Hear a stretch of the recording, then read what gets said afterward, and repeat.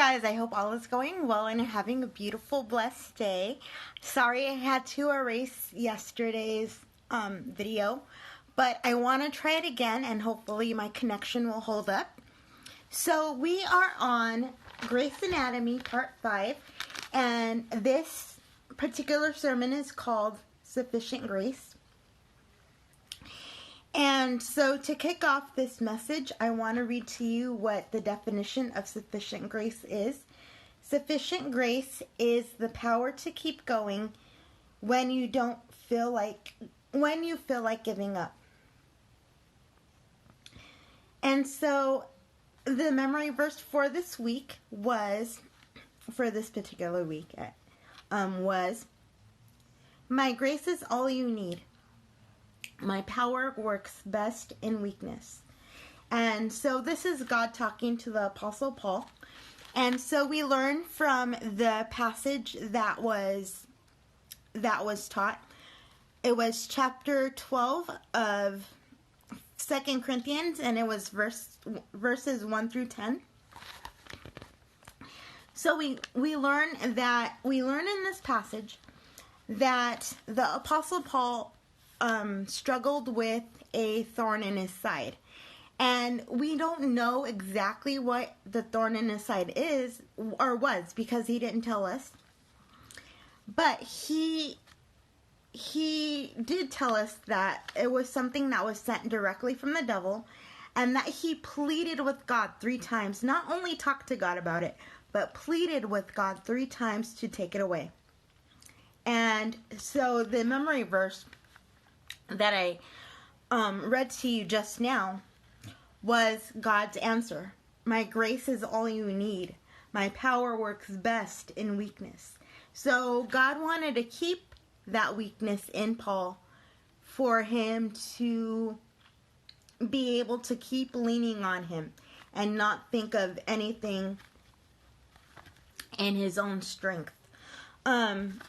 So discussing this sermon, or in this sermon, we learn a few things about pain. We learn 4 things about pain. Truth number 1 about pain is that it happens, and it happens to everybody. Nobody is going to get off scot-free and not experience any pain in life, whether it be physical or emotional. Truth number 2, pain has a purpose. However, with this truth, I have to tell you that we should never, ever, ever, double ever tell somebody who is in pain, whether it be physical or emotional, or they've had a diagnosis, that their pain has a purpose and God is going to use it for His glory. We know that to be true. We know that to be a fact, if in fact we follow Christ.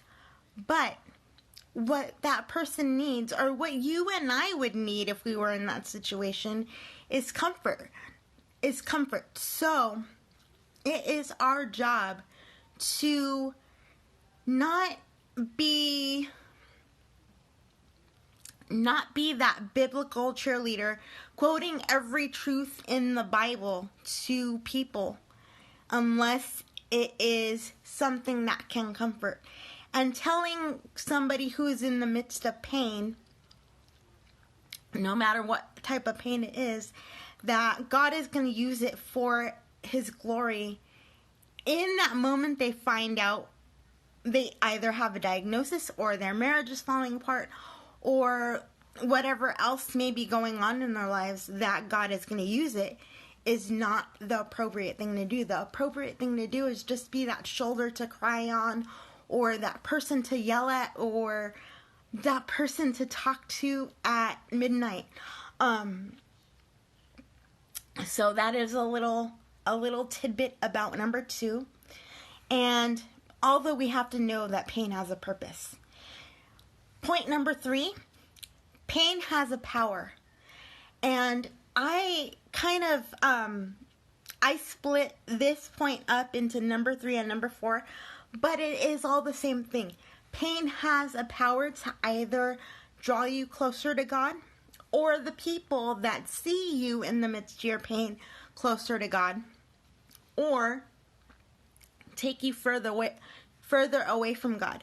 We all know, or if we in fact are in a Christian circle, or maybe we're not, but we all know those people that have gone through pain and have come out of it with bright, shiny faces, ready to tell their story and use their story to help others. And on the other hand, we all know people who have gone through pain and are so down and out in life because they thought that life was against them. So they turned against God. They're not following Him. And everything for them feels messed up in their lives.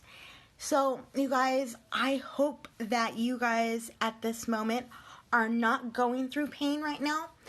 But I pray that if you are, or when the time comes that you are, that you would remember these truths and that you would be able to lean on the truth that God is always with you. And I hope that if you are that friend that sees somebody in pain, that you would just be there for them, because that is what they need in this moment.